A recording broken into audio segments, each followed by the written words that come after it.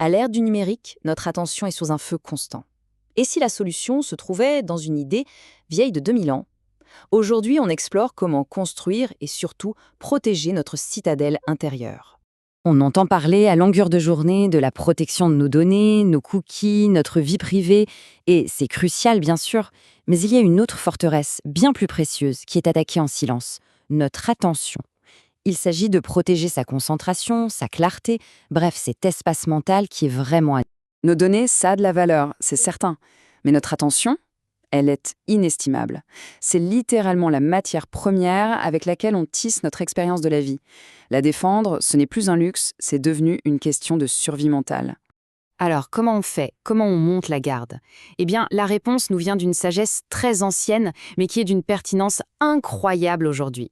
La fameuse citadelle intérieure des philosophes stoïciens. Ces mots, ils ne sortent pas d'un livre de développement personnel d'aujourd'hui. Non, ils ont été écrits par l'empereur romain Marc Aurèle. Ils nous rappellent quelque chose de fondamental. La source de notre équilibre, elle est en nous. L'idée d'un sanctuaire intérieur, ce n'est pas une tendance, c'est une sagesse qui a traversé les siècles. Mais qu'est-ce que c'est, concrètement, cette citadelle intérieure? Pour les stoïciens, c'est un espace inviolable à une condition, notre permission. Ni les événements extérieurs, ni les autres, ni même le tumulte de nos propres émotions ne peuvent y entrer. Le mot-clé, c'est consentement. C'est nous et nous seuls qui tenons les portes.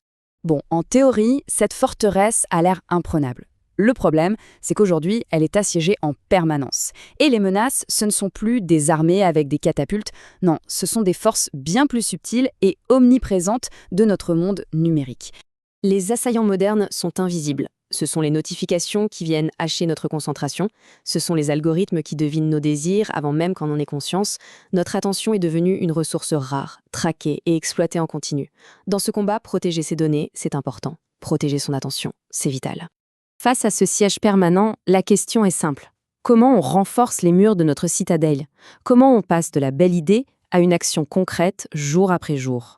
Voici 3 rituels, très simples mais vraiment puissants. Le matin, la dichotomie du contrôle. On fait le tri entre ce sur quoi on a du pouvoir et ce qui nous échappe. Simple. Pendant la journée, des pauses stop. On s'arrête, on prend le temps d'une respiration, on observe, puis on poursuit. Et enfin, le soir, un petit examen de conscience pour voir ce que la journée nous a appris. Et le plus important, ce n'est pas d'y passer des heures. Pas du tout. Quelques minutes suffisent. Parce que la vraie force, elle ne vient pas de la durée de la pratique, mais de sa régularité.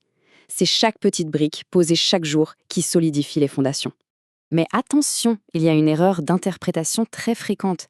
Le but de cette citadelle, ce n'est peut-être pas ce qu'on imagine. Il s'agit d'une base pour l'action, pas du tout d'une échappatoire.